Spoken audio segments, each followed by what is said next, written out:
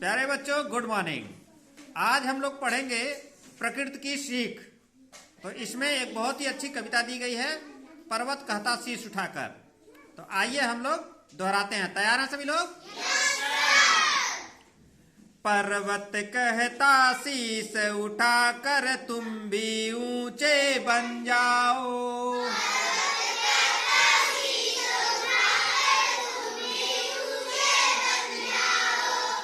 सागर कहता है लहरा कर मन में गहराई लाओ।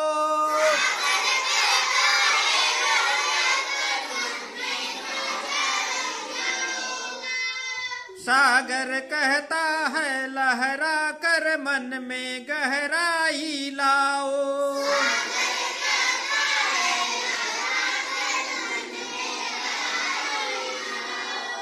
समझ रहे हो क्या कहती है उठ उठ गिर गिर तरल तरंग।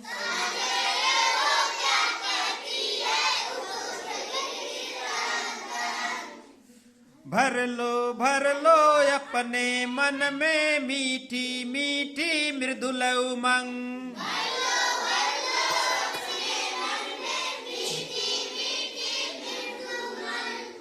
पृथ्वी कहती धैर्य न छोड़ो कितना ही हो सिर पर भार।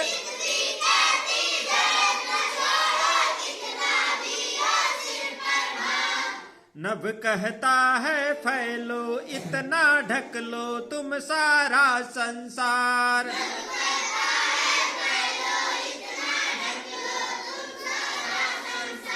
नभ कहता है फैलो इतना ढक लो तुम सारा संसार।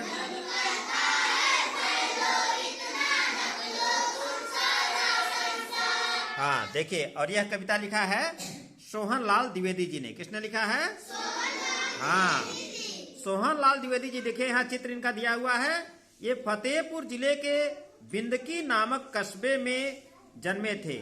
कवि सोहन लाल द्विवेदी जी का जन्म 1906 में हुआ था और मृत्यु 1988 में। इनकी कविताओं में राष्ट्र प्रेम तथा राष्ट्रीय जागरण का स्वर मुखर है।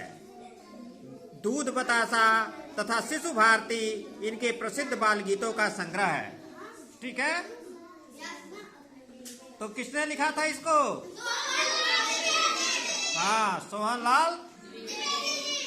तो इस प्रकार से इस कविता को आप लोग गाएंगे। ठीक है, क्या हम लोगों ने पढ़ा है? ठीक। आइए अब इस कविता का अर्थ समझते हैं। ठीक है, तो पहली लाइन किसने लिखा है इस कविता को?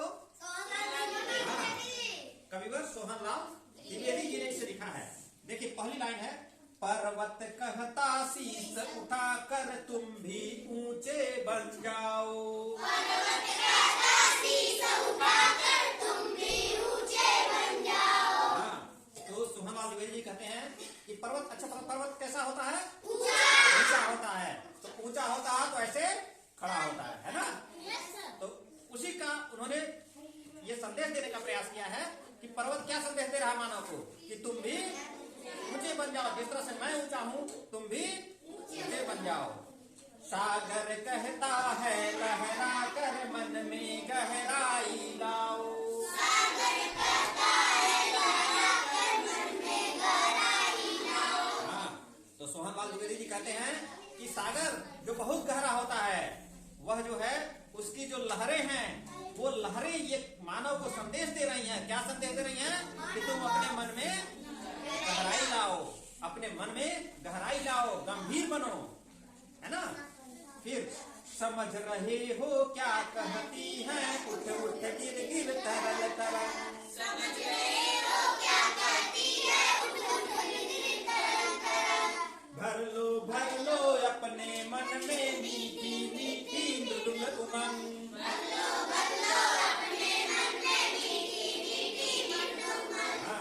तो सोहन लाल द्विवेदी जी कहते हैं कि जो तरंगे हैं, जो सागर की तरंगे उठ रही हैं, गिर रही हैं, उठ रही हैं, गिर रही हैं, समझ रहे हो ये क्या कह रही हैं? क्या संदेश दे रही है मानव को? क्या संदेश दे रही हैं?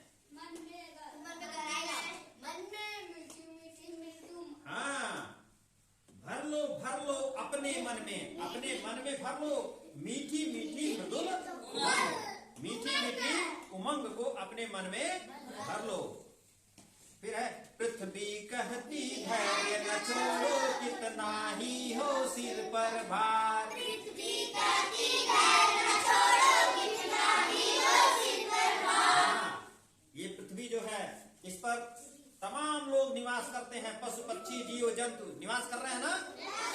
तमाम वन है, पर्वत है, पठार है, मैदान है, सब कुछ है इस पृथ्वी पर, है कि नहीं है। तमाम लोग इस पर रह रहे हैं, करोड़ों लोग इस पर वास कर रहे हैं। लेकिन क्या पृथ्वी कभी ये कहती है कि आप लोग चले जाइए? हाँ, सबका भार उठाए हुए है ना। तो वो क्या संदेश दे रही है कि आप कितने ही दबाव में हैं, आपके ऊपर कितना ही बोझा हो, आप कभी अपना धैर्य नहीं छोड़िए, सदैव अपना धैर्य बनाए रखिए, सदैव अपना धैर्य बनाए रखिए। तो कितना अच्छा इन्होंने पृथ्वी संदेश दे रही है, पृथ्वी कहती धैर्य न छोड़ो कितना ही हो।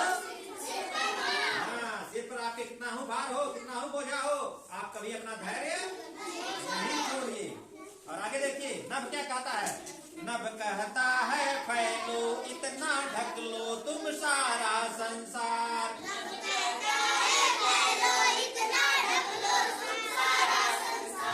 नभ माने क्या होता है? हाँ, आकाश। नभ माने आकाश। ये जो नीला नीला आकाश देख रहे हैं आप, कितना दूर तक विस्तृत है, कोई इसका अंत है? नहीं है। तो यह नभ क्या कह रहा है, यह प्रकृति का जो ये आकाश है वो क्या कह रहा है, क्या संदेश दे रहा है आपको कि आप अपने आप को इतना बड़ा बनाइए, इतना फैलिए कि सारे संसार को आप ढक सकें। ठीक है ना, आप अपने आप को खूब बड़ा बनाइए। ऐसा संदेश कौन दे रहा है? आकाश दे रहा है। ठीक है, तो इस प्रकार सोहनलाल द्विवेदी जी ने एक बहुत अच्छी कविता लिखी है और इस कविता को आप लोग बार बार पढ़ करके याद कर लीजिए और जैसा अर्थ हमने बताया है उसको कापी पर लिख लीजिएगा। ठीक है, आज के लिए बस इतना ही। मिलेंगे अगले वीडियो में इसी पाठ के प्रश्नोत्तर के साथ। ठीक है, तो चलिए।